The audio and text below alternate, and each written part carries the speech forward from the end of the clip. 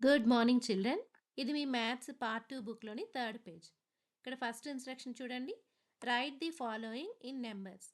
ఇక్కడ నంబర్స్‌ని నేమ్స్‌లో ఇచ్చారు. వాటి నంబర్స్ ఏంటనేది ఇక్కడ రాయాలి.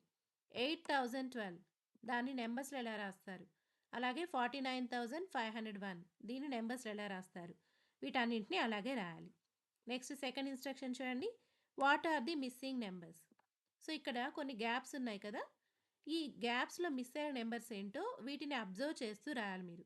ఇక్కడ ఇచ్చిన ఆర్డర్‌ని మీరు ఫస్ట్ అబ్జర్వ్ చేయాలి. చేస్తే నెక్స్ట్ వచ్చే నంబర్ ఏంటో మీకు అర్థమవుతుంది.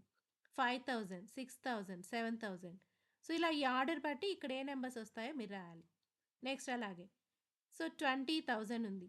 ఇక్కడ 60,000, 70,000 ఉంది. మధ్యలో మిస్ అయిన నంబర్స్ ఏంటి?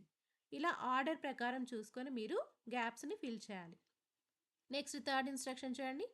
Use place value cards to make a 5 digit number like this.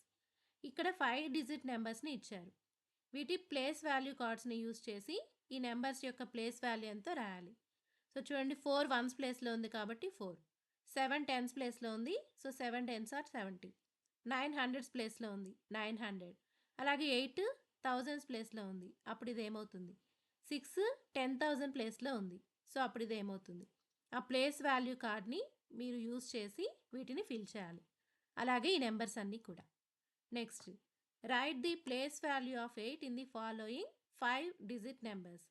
ఇక్కడున్న 5 డిజిట్ నెంబర్స్ అన్నింటిలో 8 యొక్క ప్లేస్ వాల్యూ ఎంతో రాయాలి. అంటే అది ఏ ప్లేస్‌లో ఉంది? వన్స్ ప్లేస్‌లో ఉందా? టెన్స్ ప్లేస్‌లోనా? హండ్రెడ్స్ ప్లేస్‌లోనా? ఇలా ఏ ప్లేస్‌లో ఉందో రాయాలి. సో, అది ఏ ప్లేస్‌లో ఉంటే అది ఇంటూ ఆ ప్లేస్ వాల్యూ రాయాలి. వన్స్ ప్లేస్‌లో ఉంటే 8 ఇంటూ 1.